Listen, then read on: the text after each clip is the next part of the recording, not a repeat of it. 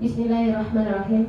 Assalamualaikum warahmatullahi wabarakatuh. Waalaikumsalam warahmatullahi wabarakatuh. Alhamdulillahillazi hadana lihaza wa ma kunna linahtadiya laula an hadanallah. Asyhadu an la ilaha illallah wahdahu la syarikalah wa asyhadu anna Muhammadan abduhu wa rasuluh la nabiyya ba'da amma ba'du. Yang saya hormati Ibu Kepala Sekolah, yang sama-sama kita hormati Bapak dan Ibu-Ibu Majelis Guru SDN 30 Sijunjung. Puji syukur kehadirat Allah Subhanahu wa Ta'ala yang telah melimpahkan rahmat dan nikmatnya kepada kita semua, sehingga pada hari ini kita telah dapat berkumpul di ruangan kita ini. Salawat beriring salam tak lupa kita hadiahkan kepada pucuk pimpinan umat Islam, yakni Nabi Muhammad sallallahu alaihi wasallam. Allahumma salli ala sayyidina Muhammad wa ala ali sayyidina Muhammad. Bapak dan Ibu-ibu yang kami hormati, sebelumnya saya mengucapkan terima kasih kepada Ibu Kepala Sekolah yang telah memberikan waktu dan kesempatan untuk saya untuk bisa melaksanakan aksi nyata saya, yaitu tentang modul 1.4 budaya positif. Dan mohon maaf untuk teman-teman karena meminta waktu istirahatnya untuk kita di sini saling berbagi gitu. Baiklah Bapak Ibu, hari ini yang mana saya sebagai CGP, saya mendapatkan tugas yaitu berbagi praktik baik, yaitu tentang aksi nyata budaya positif. Yang mana kemarin kami telah menyelesaikan satu modul, yang mana dalam satu modul itu ada 1.1 tentang filosofi KHD, yang kedua tentang peran dan nilai guru penggerak, yang ketiga visi guru penggerak, dan yang keempat ini adalah tentang budaya positif. Dan kemarin kita sudah bahas, sudah kita diskusikan juga tentang visi guru penggerak. Baiklah Bapak Ibu yang saya hormati, sebelum kita memulai materi kita pada hari ini, ya, selamat datang Bapak Ibu guru hebat. Mari kita belajar bersama, berkolaborasi, saling menghargai, saling mendukung demi terwujudnya disiplin positif di sekolah kita tercinta. Ya, berbicara tentang disiplin positif. Nah, disiplin positif, kira-kira kalau disiplin positif yang terbayang oleh Ibu dan Bapak apa? Disiplin positif. Kita bahasnya sekarang tentang disiplin positif. Sebelum kita masuk pada materi, kira-kira apa gambaran utama Ibu yang pertama dulu kalau mendengar kata budaya positif? Apa Pak Ibu? Apa Bu? Kebiasaan yang baik. Kebiasaan yang baik, ya. Datang tepat pada waktunya. Oke. Apa lagi kira-kira Ibu? Berarti kalau disiplin budaya positif, berarti positif itu segala yang baik-baik yang sudah kita lakukan yang terjadi di sekolah kita. Nah, kebiasaan yang sudah budaya berarti pembiasaan yang secara terus-menerus, secara konsisten kita lakukan. Baik, yang mana pada hari ini konsep utama modul budaya positif ini, yang pertama perubahan paradigma belajar. Yang kedua tentang disiplin positif. Yang ketiga kebutuhan dasar manusia. Yang keempat tentang motivasi perilaku manusia. Yang kelima tentang posisi kontrol kita sebagai guru. Yang keenam keyakinan kelas. Dan yang terakhir adalah segitiga restitusi. Kelihatannya banyak ya Ibu, lumayan lah, tapi insya Allah ini kita bahas, kita diskusikan nanti sama-sama, yang mana hasil dari diskusi ini mudah-mudahan bisa berdampak positif bagi sekolah kita nantinya. Sebelumnya nih, yang pertama perubahan paradigma belajar. Kita lihat di sini pembelajaran dengan paradigma baru yang dirancang berdasarkan prinsip pembelajaran yang berdiferensiasi sehingga setiap peserta didik belajar sesuai dengan kebutuhan dari tahap perkembangannya untuk mewujudkan profil pelajar Pancasila. Yang alhamdulillah ya Bapak Ibu, kita kemarin sudah daftar juga untuk kurikulum kita yang semester tahun ajaran 2023-2024 kita akan memakai kurikulum Merdeka. Ya ini sangat penting bagi kita, sangat kita butuhkan. Yang mana pada kurikulum Merdeka memang kita itu harus berpihak pada murid. Pembelajaran kita harus berdiferensiasi untuk melahirkan profil pelajar Pancasila. Ya, yang mana kemarin udah kita lihat juga profil pelajar Pancasila itu apa-apa saja gitu. Nah, supaya ingat berdirilah dulu Bapak Ibu, silakan. Yuk, kita berdiri dulu nyanyi kita nyanyi aja. Ya, dengan gerakan ya Bapak Ibu, kita mulai. Nah, 1, 2, 3. Pelajar Pancasila beriman dan bertakwa pada Tuhan yang Esa dan berakhlak mulia, berkebinekaan global, gotong royong mandiri, kreatif dan bernalar kritis. Nah, pelajar Pancasila merdeka belajar, ya gitulah ujungnya merdeka belajar. Ya, terima kasih Bapak Ibu, silakan duduk. Nah, sebelum kita masuk pada materi kita ini, saya punya sebuah video yang kita simak baik-baik. Nanti dalam video ini saya akan bertanya kepada Bapak Ibu setelah mendengarkan videonya, melihat videonya, apa yang kira-kira yang tergambar di pikiran kita, dan apa kaitannya dengan siswa kita, dan bagaimana itu bisa terjadi di sekolah nantinya.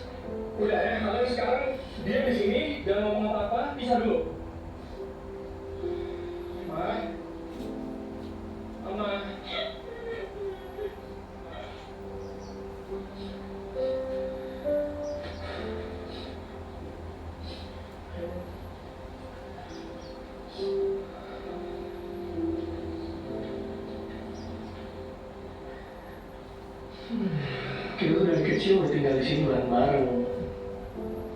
Kita juga tahu nih kalau kita beda-beda. Mama juga pasti tahu. Makanya kita diperlakuin nggak sama. Nggak mungkin kamu bilang dipaksa jadi Cika, atau kamu Cika dipaksa jadi Bella. Karena kamu tuh selalu tahu yang terbaik untuk masing-masing anaknya. Bella, kamu mungkin ngerasa nggak disukain sama mama gara-gara sering disuruh-suruh mulu. Tapi pernah nggak sih kepikiran kalau mama tuh ngelakuin itu karena mama tahu kamu yang paling teliti dan bertanggung jawab. Jadi kalau urusan dikasih ke kamu pasti beres. Dari dulu juga kita tahu kalau kamu yang paling teliti. Pokoknya nggak ada yang lain deh. Jadi kamu selalu mau ninggalin kerjaan kamu tuh dengan rapi dan selesai. Jadi mama tuh tenang kalau ninggalin apapun ke kamu pasti beres. Kakak tuh punya banyak karyawan di kantor. Yang paling sering kakak suruh itu pasti yang paling kakak percaya.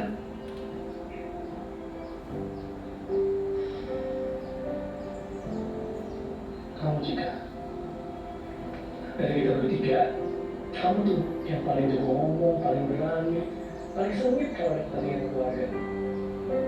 Ingat gak? Waktu renovasi rumah dulu, siapa yang diajak belanja bahan bangunan dan nama-nama sama mama? Terus yang dipercaya untuk ngecek mandor dan berantem sama tukang tiap hari itu siapa? Kamu tuh mirip sama kakak. Kita berdua emang kurang teliti, suka gampangin. Tapi bukan berarti kita nggak punya kelebihan lain kan? Kamu tuh bukan kasih. Tapi jangan orang tahu kita tiga anak ini berbeda. Makanya perlakuan sama kita juga berbeda. Karena dia mengenal kita jauh lebih baik dari diri kita sendiri. Sekarang kita makan dulu yuk, nanti buru dingin.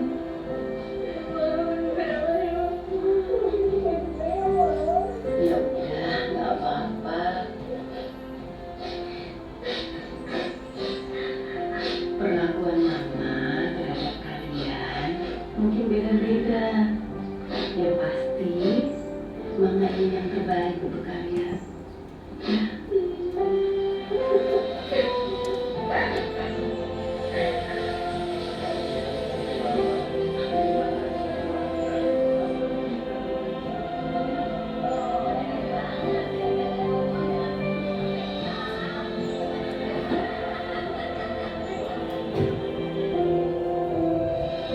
Oke, Bapak Ibu.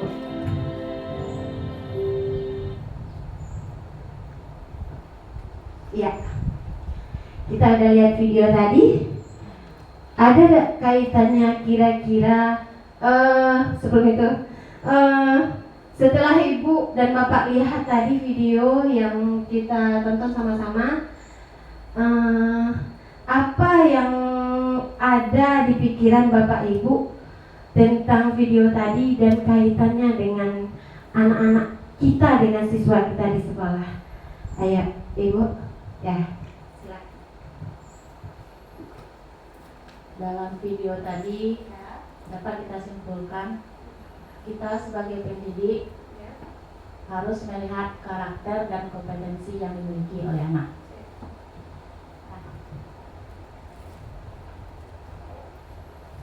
Baik, menurut Bu Dia, silakan kepada Ibu Kepala. Mungkin juga dalam video tadi bisa kita bawakan kepada siswa kita bahwa setiap siswa kita itu mempunyai kelebihan masing-masingnya. Terima kasih Ibu. Ada lagi bagi Ibu yang lain? Ya. Kita lihat tadi pada video, menurut Ibu Dia tadi bahwasanya anak kita itu berbeda-beda, punya karakter yang berbeda, dan kompetensi yang berbeda. Nah, mereka lahir dari keluarga yang berbeda, mempunyai kompetensi yang berbeda, cara didik mereka memang berbeda juga, kayak gitu. Sedangkan ini kan yang namanya orang tua punya 3 anak, satu pun aja tidak ada yang karakternya yang sama. Bahkan perlakuan orang tuanya sebenarnya sudah bagus, orang tuanya memperlakukan anaknya sesuai dengan watak anaknya masing-masing. Itu karena apa? Karena dia ingin anaknya itu yang tadi yang Bella, dia adalah anak yang mandiri, dia teliti, makanya dia sering disuruh-suruh oleh orang tuanya. Tapi anaknya tadi menangkap hal itu bahwa dia itu tidak disayangi oleh orang tuanya karena sering disuruh terus kayak gitu. Nah, jadi kalau menurut ibu kepala tadi bahwasanya anak siswa kita itu mempunyai kelebihan masing-masing. Iya Bapak Ibu. Sebagai kita lihat siswa kita di kelas, kita kadang-kala lupa. Kita menyamakan saja cara yang kita lakukan untuk mengajar dan mendidik anak kita di kelas. Dan kita beranggapan dan memvonis siswa kita itu dengan enaknya kita nih introspeksi diri sendiri Bapak Ibu.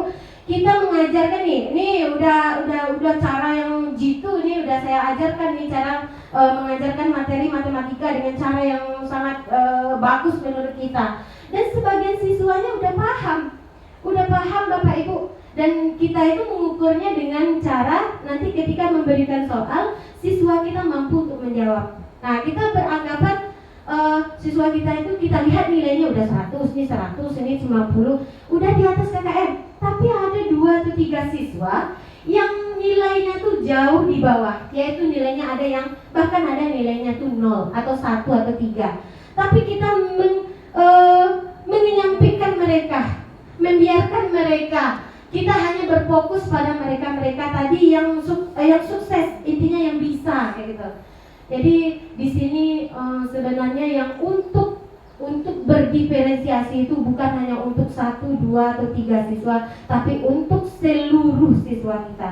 Jadi jika hal ini terjadi, memang kembali ke diri kita harus mencari cara. Bagaimana lagi cara yang 3 orang ini bisa mereka seperti teman-teman mereka. Memang dari kemampuan, kompetensi, dan daya tangkap, daya serap, daya ingat mereka berbeda-beda. Namun mereka itu mungkin cara kita yang belum klik untuk anak-anak kita tadi, belum sampai caranya. Bisa saja kita cari cara yang lain. Mungkin dengan bahasa kita dia tidak ngerti, kita pakai bahasa temannya, tutor sebaya. Jadi dengan tutor sebaya mengerti dengan kalau dewa kan Giko ada ibu suang dari tadi tak jadi salah doa kan kayak gitu. Jadi kita menganggap lagi dewa aku lah nak kok Giko bana ya. Jadi kita pikirnya dia itu bodoh, kita pikirnya itu dia lemah di bidang studi itu. Namun ternyata jika kita sudah cari klik atau cara yang tepat untuk dia, ternyata anak tadi bukanlah siswa yang bodoh. Siswa yang kita anggap tadi tidak mampu, ternyata dia juga mampu. Yang sebagaimana yang kemarin juga sudah saya sampaikan juga, ada siswa yang saya anggap selama ini dia pendiam gitu. Pendiam, tidak bisa ngapa-ngapain di dalam kelas itu, tidak pernah angkat tangan gitu. Tidak berani untuk berbicara atau sering diam. Ternyata dia punya kompetensi yang lain. Dia pintar berbicara ketika dia teater, bermain peran, drama, keluar semua apa yang ada di dalam dirinya gitu. Ternyata siswa yang ada lagi, kalau siswa nanti kita mewajibkan siswa itu hebat menggambar semuanya, gambarnya harus bagus. Ketika kita memonten, kita mau nilai siswa kita itu 90, 80, 100. Nanti yang jelek gambarnya kita kasih nilai 60, 65. Jadi padahal dia sudah dengan segala kemampuannya untuk mencurahkan apa yang bisa dia lakukan, tapi kita menghargainya dengan 60, 65 dan kayak gitu. Ini adalah untuk refleksi untuk diri kita sendiri, untuk kita bersama. Nah, kita ingin mewujudkan jika pembelajaran berdiferensiasi sudah kita lakukan, yang berpihak pada murid sudah kita lakukan, insya Allah akan terwujud yang namanya profil pelajar Pancasila tadi, yang 6 dimensi yang kita nyanyikan tadi Bapak Ibu. Di sini ada yang namanya disiplin positif. Di dalam disiplin positif, dalam budaya kita makna kata disiplin dimaknai menjadi suatu yang dilakukan seseorang pada orang lain untuk mendapatkan kepatuhan, dan kita cenderung menghubungkan kata disiplin dengan ketidaknyamanan. Disiplin, kita meningkatkan disiplin di sekolah misalnya dengan peraturan tadi berakhirnya pada hukuman. Nah, nanti akan berakhirnya nanti pada hukuman, Bapak Ibu. Sebagai pendidik, tujuan kita adalah menciptakan anak-anak yang disiplin diri sehingga mereka bisa berperilaku dengan mengacu kepada nilai-nilai kebajikan universal dan memiliki motivasi intrinsik bukan ekstrinsik. Ya, ini dia. Ini tujuan disiplin tadi. Disiplin positif itu adalah disiplin yang baik, yang mana nanti tujuannya itu siswa kita ini bisa menanamkan nilai-nilai kebajikan. Apa nilai-nilai kebajikan yang sudah ada di sekolah kita? Bersalaman ya Bapak Ibu ya, kebiasaan yang kita lakukan bersalaman, senyum dengan temannya, terus saling menghargai, saling tolong menolong. Itu adalah nilai-nilai kebajikan yang sudah ada pada di sekolah kita ini. Terus jangan sampai ini dilakukan oleh siswa nantinya karena motivasi ekstrinsik. Tapi kita hendaknya intrinsik. Intrinsik itu adalah dari dalam diri mereka masing-masing. Kalau ekstrinsik itu adalah dari luar, karena takut nanti dimarahi oleh guru. Kalau kita misalnya kalau kita ada upacara, ikut upacara, tidak bawa topi, tidak pakai dasi, nanti kita takutnya dihukum. Jadi kita nanti berdiri lagi di depan kayak gitu, Pak Ibu. Ini adalah mereka belum karena melakukan sesuatu hanya karena takut dihukum gitu. Terus disiplin positif merupakan salah satu cara penerapan disiplin yang bertujuan untuk menumbuhkan kesadaran serta memberdayakan anak untuk melakukan sesuatu tanpa sogokan, tanpa ancaman maupun hukuman. Nih, ternyata disogok pun anak-anak itu tidak boleh ya Bapak Ibu, tidak baik ternyata. Kita sering, lain nama kau, betul aja dia kah? Disogok, jadi dia itu melakukan sesuatu karena sogokan tadi gitu. Anak Ibu, lain mau tidak baca? Baca ya, nanti Ibu kasih es krim. Nah, jadi sogokan tadi ternyata tidak baik untuk perkembangan siswa kita. Nih, ancaman juga. Kalau tidak kamu kerjakan ini, awas. Nah, nih dengan ancaman. Jadi mereka juga takut. Nah, takut lalu mereka mengerjakan apa yang disuruh oleh gurunya. Tapi mereka ikhlas tidak kira-kira mengerjakan? Tidak ya, terpaksa. Karena takut aja. Kalau tidak ada gurunya lagi, dia tidak mau lagi. Nah, terus ada kebutuhan dasar manusia. Ternyata manusia ini melakukan sesuatu, ada kebutuhan dasar yang harus dia penuhi. Bapak Ibu, kenapa siswa kita itu ada yang nakal? Kenapa siswa kita itu berperilaku menyimpang? Bahkan bukan untuk siswa kita saja, kita sebagai pribadi kita juga sering melakukan perilaku yang menyimpang. Perilaku yang menyimpang maksudnya perilaku yang tidak sesuai dengan yang semestinya. Yang pertama karena kebutuhan hidup. Kebutuhan hidup itu kita itu seorang anak maupun guru, dia itu ingin kebutuhan hidupnya terpenuhi. Kebutuhan hidup ya kebutuhan primer, sekunder, seperti makan, minum, pakaian, tempat tinggal dan segala macam yang menyangkut dengan fisik diri mereka masing-masing. Ini harus terpenuhi ini. Yang kedua, kasih sayang dan merasa diterima. Ini sering terjadi di sekolah atau di rumah. Karena kita tidak tahu nih di rumah anak-anak kita itu bagaimana sebenarnya, bagaimana kehidupan mereka di dalam keluarga. Apakah mereka cukup mendapatkan kasih sayang? Apakah mereka itu cukup diterima oleh masyarakat atau tidak? Itu terjadi pembulian, terjadi pertengkaran, perkelahian dengan anak-anak itu karena salah satu ini dia itu ingin mencari perhatian dari kita. Banyak sekali siswa kita yang kita rasa ini kebutuhan kasih sayang dan rasa diterimanya tidak terpenuhi. Itulah kenapa anak-anak ini, kita orang dewasa juga kadang-kadang mencari perhatian, caper gitu kan. Cari perhatian untuk apa? Karena kita kekurangan dari ini. Ingin diperhatikan, ingin mendapatkan kasih sayang gitu. Terus yang ketiga, penguasaan. Penguasaan ini adalah seorang anak atau gurunya tadi, yang mana kita lihat dalam perilaku mereka sering sekali mereka itu ingin dia yang paling bagak di kelas. Dia sering mengintimidasi temannya atau sering membuli temannya. Ini karena kebutuhan dasarnya tentang penguasaannya tidak terpenuhi. Tidak terpenuhi oleh siapa? Ya, mulai dari lingkungan keluarga, dimulai dari ayah dan ibunya, siapa yang berada, orang-orang dewasa yang berada di rumahnya. Ini sebenarnya kuncinya yang pertama. Yang utamanya adalah di keluarga. Setelah di keluarga, tambah lagi kita di sekolah kadang-kala melupakan tentang kebutuhan dasar seorang siswa itu adalah tentang penguasaan. Tidak kita puas. Dia pengennya dia itu yang paling atas, dia itu yang paling ingin apalah, pokoknya dia yang berkuasa kayak gitu. Terus selanjutnya itu tentang kebutuhan dasar kebebasan. Nah, kebebasan. Sebenarnya siswa kita itu ingin bebas, Bapak Ibu, ingin bebas, bebasnya dalam arti kutipan. Kita kadang-kala membatasi kemampuan mereka, kreativitas mereka dengan aturan-aturan yang kita lakukan di sekolah. Jadi siswa tadi tidak bebas. Oh, kalau kita melakukan ini ya nanti tidak sesuai nanti dengan apa, nanti ibu marah kayak gitu.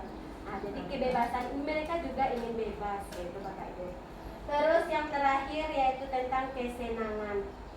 Jika kebutuhan tentang kesenangannya tidak terpenuhi, ya siswa yang namanya anak-anak kita, siswa SD yang kita ajar di sekolah ini, mereka itu masih suka bermain, masih suka bersenang-senang, ingin bersenang-senang, yang mereka senangnya di luar ya. Salah satunya karena dia senang, itu terfavoritnya yaitu bapak olahraga.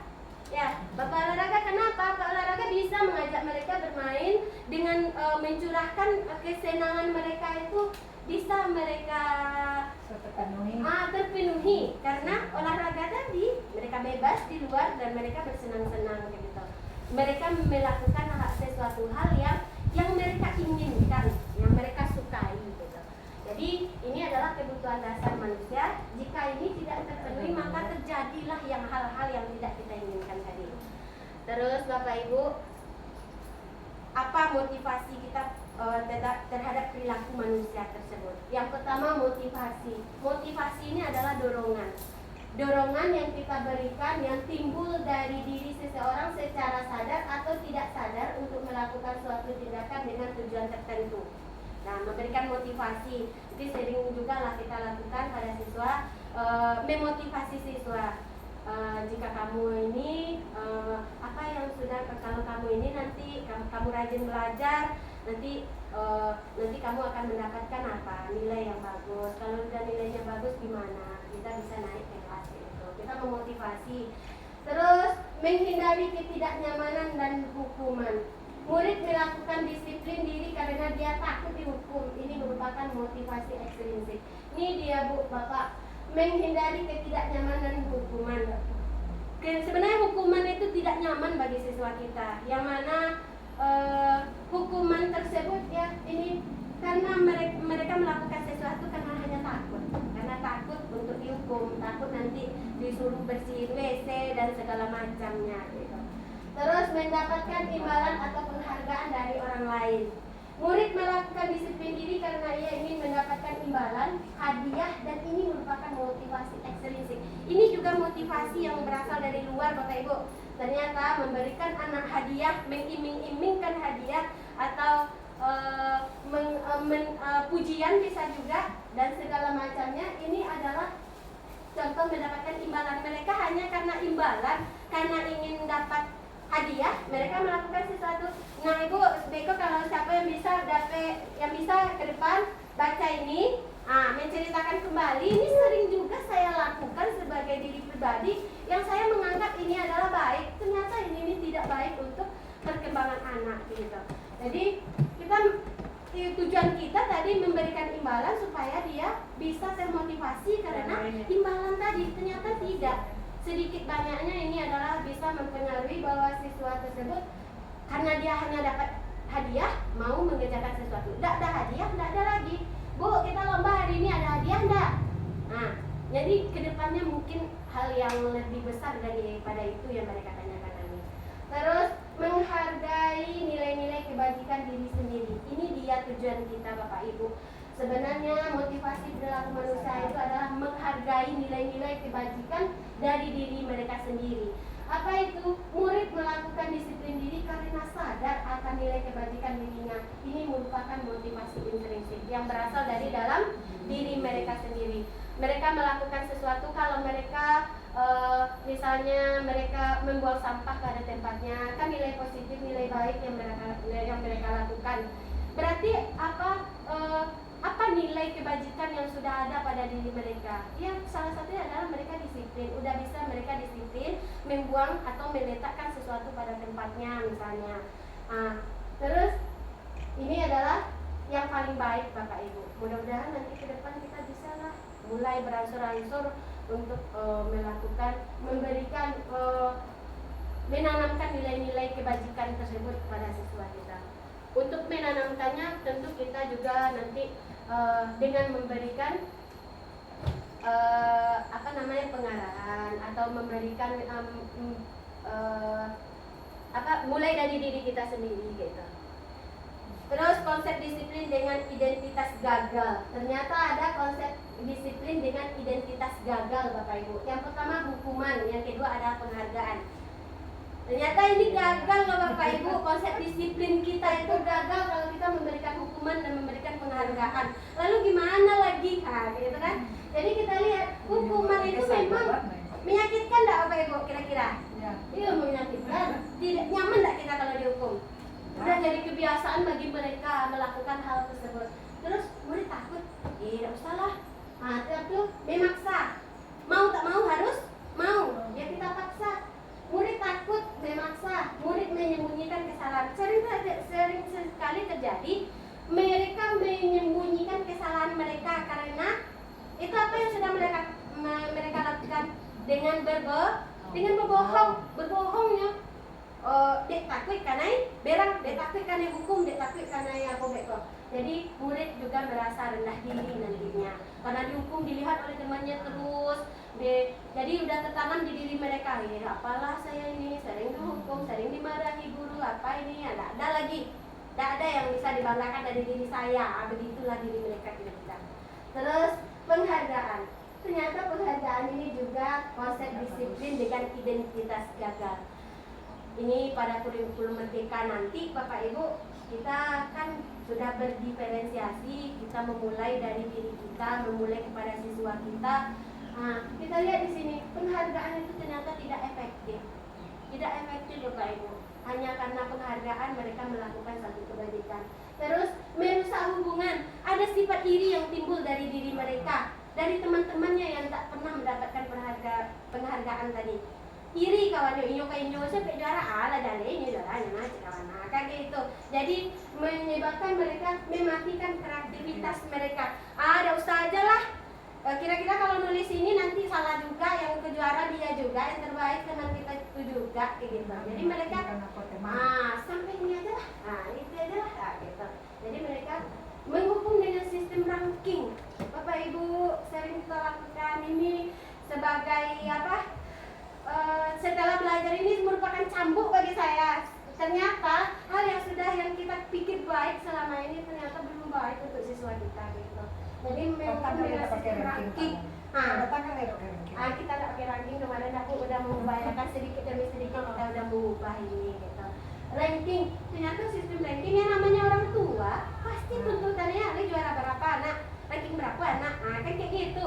Mereka ini merampas hak menghargai dirinya. Kadangkala orang tua yang dia tadi anaknya tidak juara menjadi merasa gagal untuk mendidik anaknya. Dia anak orang tuh bisa juara kok, anak orang pernah juara ya, gitu. Padahal anaknya ini punya kemampuan yang berbeda dari temannya tadi, gitu. Cuma kita udah mengupayakan, sudah memvonis siswa dapat ranking 1, 2, 3 dan juara tersebut itu yang hebat. Sedangkan anak yang ranking berapa nomor 1 di belakang, 2 di belakang, berarti udah bodoh banget anak-anak kita tadi. Ya Bapak Ibu, ini adalah sebagai refleksi lah untuk diri kita. Terus disiplin dengan identitas sukses. Ternyata ini dia. Hukuman dan penghargaan tadi merupakan disiplin dengan konsep gagal, dan inilah dengan identitas sukses itu Bapak Ibu. yang itu dengan konsekuensi, dan yang kedua yaitu dengan restitusi. Mungkin kalau konsekuensi kita sering dengar ya, kita sering pernah juga kita lakukan. Saya rasa ini pernah juga kita lakukan dan sering juga kita lakukan. Namun yang segitiga restitusi ini mungkin ini bagian yang baru bagi kita, dan termasuk saya. Selama ini baru kali ini saya belajar tentang restitusi. Restitusi ini itu adalah nanti pada restitusi ini caranya itu siswa itu akan bertanggung jawab dengan perilakunya. Kita itu akan berfokus pada pemecahan masalah dengan jangka panjang, jangan untuk hari itu aja. Besok kita ulang lagi, besok ulang lagi caranya kayak gitu. Jadi yang ketiga menghormati dirinya dan orang lain. Dia kita ajarkan untuk bisa menghargai, menghormati dirinya sendiri dan juga orang lain. Nah, hargai dulu dan hormati dulu dirinya sendiri, anak-anak kita itu. Terus memiliki kontrol diri yang baik. Ya, semua itu tergantung dari posisi kontrol mereka. Kontrol diri mereka masing-masing. Oh, jika saya melakukan ini, apa nanti akibatnya ya? Apa yang sudah saya langgar ya? Kita bisa contohkan dengan ketika siswa kita tanpa sengaja lah di dalam kelas menumpahkan air dalam botol minum temannya, tumpah ke lantai. Nah, di sini kita lihat kalau dengan konsekuensi kita bisa bilang sama teman tadi, kalau kamu memberikan stimulus respon kayak itu kan, kita lakukan kayak ini. Nah, tuh air temannya tumpah. Apa yang harus kamu lakukan? Nah, oh ya dilap bu, jangan dilapnya. Udah selesai, udah bersihkannya lagi lantai. Udah bapak ibu, itu yang mereka lakukan, berarti itu udah baik, udah. Terus lagi, kalau restitusi, kita diajarkan di situ untuk memvalidasi kesalahan mereka tadi. Tanpa sengaja mereka menjatuhkan air minum temannya, tumpah ke lantai. Lalu kita sebagai seorang guru, kita tidak kebayang lah iya tuh, lakumu adalah apa? Kadang-kadang kita memvonis anak langsung seperti itu. Kita harusnya melakukan kayak gini, anak ibu, air temannya tumpah, iya. Kira-kira kalau tumpah, apa yang akan kamu lakukan? Mulai dia menggali di diri dia. Saya harus tanggung jawab. Air minum temannya udah tumpah, berarti ada air minum temannya nanti lagi? Tidak ada, bu. Saya mengganti air minum temannya, bu. Terus apa lagi? Karena ini kotor, saya bersihkan ya, bu. Terus karena ini merupakan ini adalah air minum ini udah tumpah, bisa jadi nanti pecah botol minum kawannya, dia mengganti. Lalu apa lagi? Ini adalah perbuatan yang tanpa saya sengaja, saya mohon maaf ya. Udah berapa nilai kebajikan yang sudah dilakukan oleh anak kita tadi. Jadi kita mengajak siswa kita itu untuk mulai menanyakan kepada mereka. Misal dari gini Bapak Ibu, hari Senin anak kita kan tidak bawa dasi, tidak bawa topi. Tapi dia hadirnya cepat loh. Nanti dipakai kita ke pasaran. Mana dasi dan topimu nak? Dasi dan topi saya tinggal bu di rumah. Atau hilang bu, tidak ada bu, apa bu? Kalau seperti itu konsekuensi, kita bisa tanya kepada siswa, kalau kamu tidak bawa dasi dan topi, apa lagi? Saya beli lah bu di koperasi atau di mana orang jual, kan kayak gitu. Itu konsekuensinya yang harus dia terima, harus ada setelah itu. Tapi kalau dengan restitusi, guru ini tidak menyalahkan langsung kesalahan yang dilakukan oleh siswa tadi. Anak ibu, mana sih topi? Dasi topi wak tinggal bu, tadi buru-buru. Ada apa-apa. Ini udah bagus. Kamu berarti dasi dan topinya ketinggal di rumah ya nak. Karena apa? Karena saya tadi buru-buru bu. Atau dasi dan topi saya hilang kemarin bu, lupa untuk beli. Kan punya alasan mereka. Kita dengarkan dulu alasan mereka. Tapi jangan sampai alasannya secara terus-menerus ya Bapak Ibu. Terus apa lagi? Kita lihatkan, kita yakinkan mereka di sana. Anak ibu, kamu tuh sebenarnya udah bagus loh, udah disiplin loh. Apa? Kamu tidak terlambat hari ini. Ambil nilai positif yang sudah dia lakukan. Kamu tidak terlambat hari ini. Kamu bisa hadir tepat waktu ke sekolah. Ini udah bagus. Tapi untuk akan datang gimana anak-anak itu? Untuk kita upacara, apakah itu tidak melanggar dari dari kedisiplinan, iya Bu, saya sudah melanggar disiplin. Nah, jadi kita tanya, mau nggak kamu beli topi nantinya? Mau Bu. Nah, jadi untuk yang akan datang kita upayakan siswa kita tadi. Jadi intinya kita melakukan pendekatan pada siswa. Kalau ini sekarang kan kita sering lakukan ini.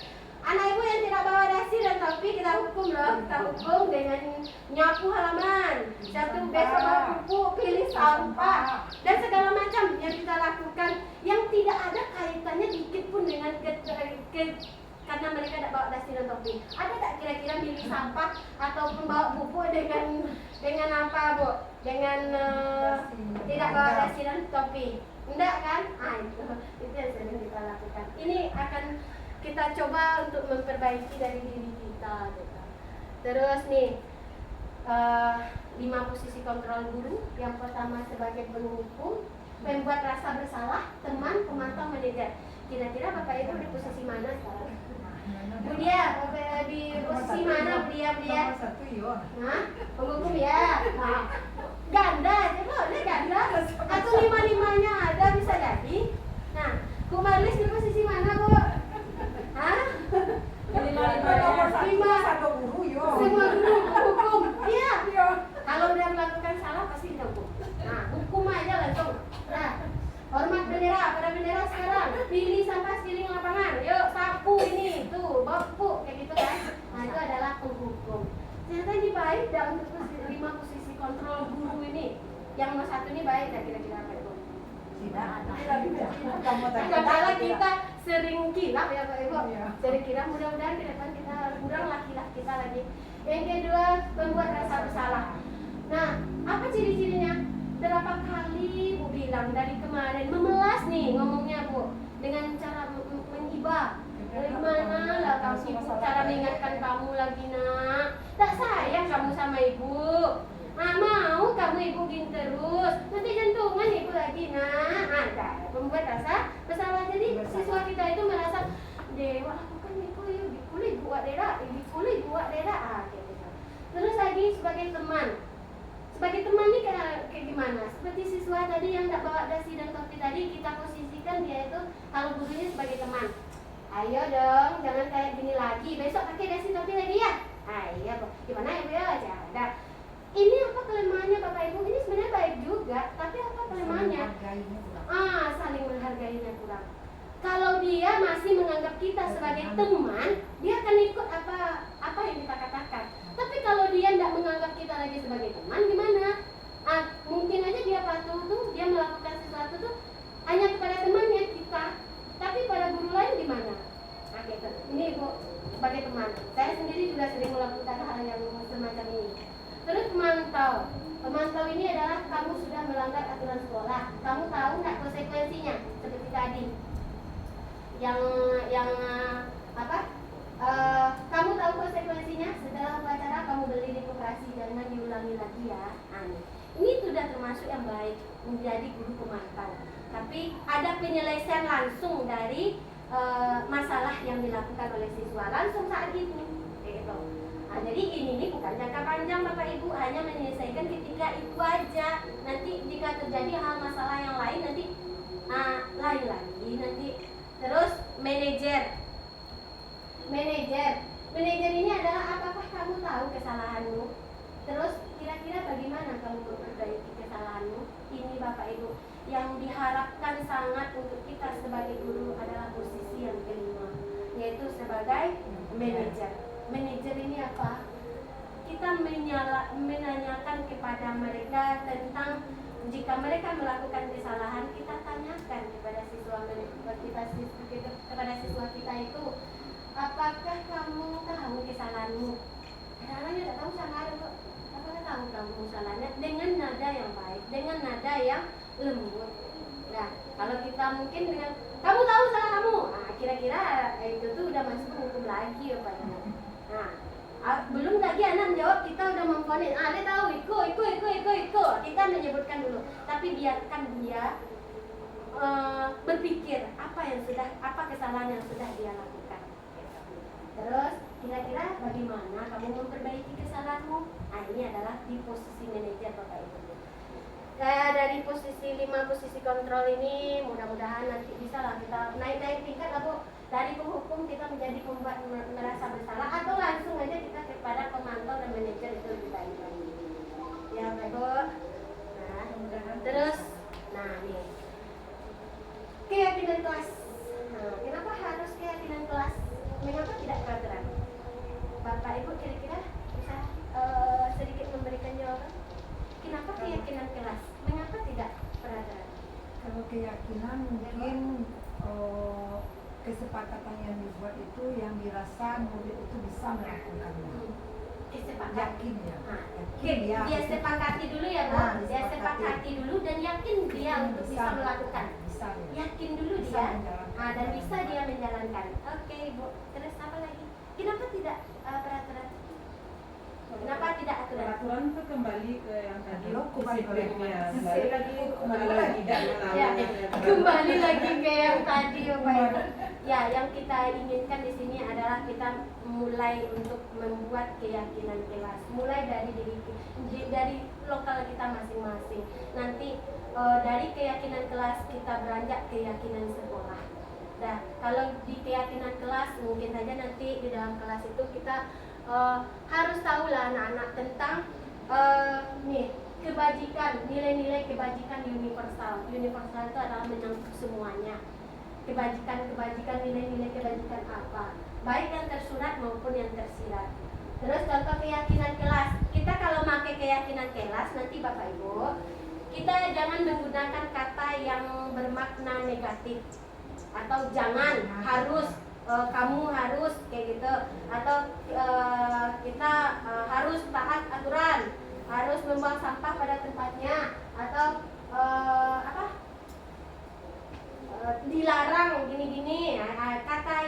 Kata yang negatifnya tadi kita hilangkan. Jadi kita mengangkat yang positifnya. Contoh meletakkan barang pada tempatnya. Berarti ini kalau dia biasanya siswa ini kalau meletakkan barang tempatnya, ambil buku dia siap pakai, dia berantakan. Satu tidak terletak pada tempatnya. Misalnya penghapus atau spidol yang biasanya terletak di depan ada tempatnya, ini berantakan atau berserakan gitu. Jadi kita mengajak siswa ini yaitu meletakkan barang tempatnya. Jadi apa nilai kebajikan atau nilai universal yang sudah terdapat pada keyakinan kelas ini kira-kira? Nih, melatih siswa untuk apa itu? Meletakkan barang disiplin. Ya, disiplin. Udah ada nilai kebajikannya, disiplin. Nah, terus melaksanakan piket kelas tepat waktu. Nih masuk ke disiplin tadi tanggung jawabnya. Nah, bertanggung jawab dia kalau saya piket, saya harus datang tepat waktu. Terus saya lebih awal datangnya. Nah, terus membuang sampah pada tempatnya. Ya nilai itu tadi masuk disiplin juga, tanggung jawab juga. Satu berarti mereka menginginkan sesuatu yang semestinya. Terus lagi saling menghormati, dan menghargai sesama warga kelas. Warga kelas ya siapa? Ada siswanya, ada gurunya. Sama-sama gurunya juga, bukan keyakinan kelas ini bukan hanya untuk siswa, tapi untuk semuanya. Siswanya iya, gurunya juga jangan siswanya saja, bukan keyakinan kelas ini bukan untuk siswa saja, tapi untuk seluruh warga kelas. Ya, siswa itu juga ingin dihargai, ingin dihormati gitu Bapak Ibu. Terus lagi hadir tepat waktu misalnya kan, yang mulai juga dari gurunya hadir tepat waktu kayak gitu, masuk kelasnya atau datang ke sekolahnya tepat waktu, jangan terlambat-lambat lagi gitu. Terus mengumpulkan tugas sesuai dengan jadwal. Ini introspeksi diri sendiri Bapak Ibu. Nah, ini kembali mulai dari diri sendiri ya. Yang saya bilang dari tadi, setelah saya belajar tentang budaya positif ini, rasa dicambuk Bapak Ibu. Rasanya kena semua nih. Yang saya lakukan aja semuanya.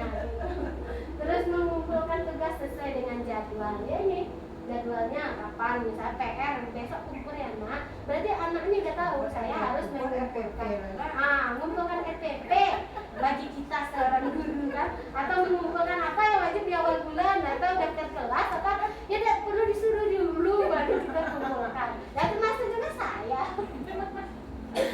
Nah ini adalah hal yang sudah disepakati, yang sudah kita sepakati tadi. Nanti caranya kalau membuat keyakinan kelas, bagikan aja stick note kepada siswa, bagikan lalu arahkan siswa. Kalian mimpikan kelasnya yang bagaimana? Kelas yang nyaman Bu, biar aja mereka tulis.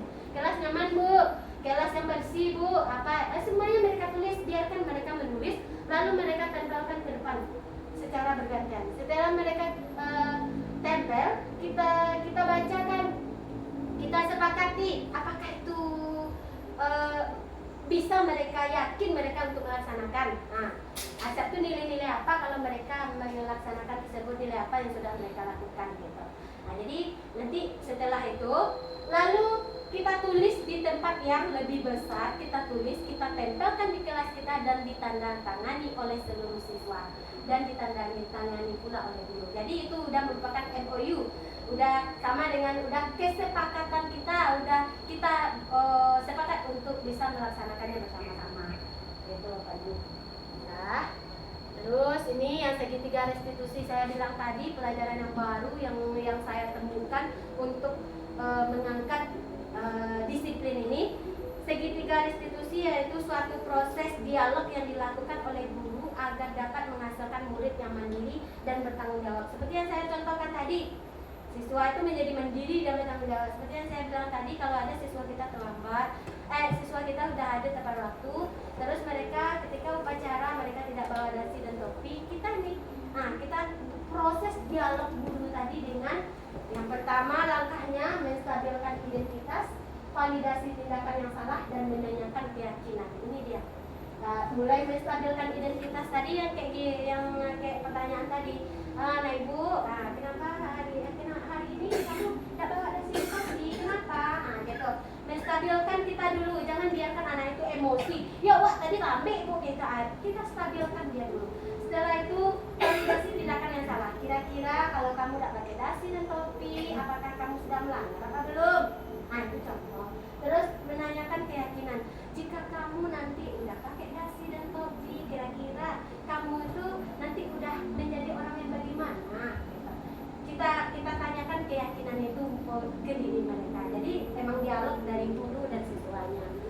Ya Bapak Ibu, mungkin pada hari ini adalah materi sedikit yang saya dapatkan ketika belajar tentang budaya positif. Saya yakin ini masih jauh dari kesempurnaan, masih jauh dari apa yang seharusnya saya sampaikan, yang sebenarnya yang semestinya. Namun saya di sini berusaha untuk bisa berbagi kepada Bapak Ibu. Jika ini bermanfaat, marilah kita ambil manfaatnya sama-sama. Kita mulai terapkan hal ini. Kalau nantinya kalau kita belajar adalah intinya untuk siswa. Jika kita berhenti belajar ya berhenti, kita gambarkanlah Bapak Ibu siswa kita akan jadi apa gitu. Karena sekarang ini kita yakin siswa yang lahir pada tahun 2000-an, anak kita ini kan tahun 2000-an ini adalah tidak sama dengan kita Bapak Ibu. Mereka udah pintar daripada kita mengenai IT dan perkembangan zaman. Kita harus bisa mengikuti, karena kalau tidak lama-lama kita ini akan terpikir, kita ini akan tidak dibutuhkan oleh mereka lagi. Itu apa guru kita belajar bisa lewat yang lain gitu. Jadi kita harapkan nantinya siswa kita, harapan kita ke depan mungkin siswa kita bisa menjadi siswa yang bagaimana yang ingin kita wujudkan. Tentu tidak lain dan tak bukan, yang paling utama adalah mengenai karakter mereka, dada mereka yang perlu kita isi dulu, baru otak mereka gitu. Bapak Ibu, untuk hari ini cukup sekian dari diseminasi yang saya sampaikan pada hari ini. Saya mohon maaf atas segala kekurangan dan kesalahan saya. Memang kesalahan itu memang datang dari saya, kebenaran hanya datang dari Allah. Wabillahi taufiq wal hidayah. Wassalamualaikum warahmatullahi wabarakatuh.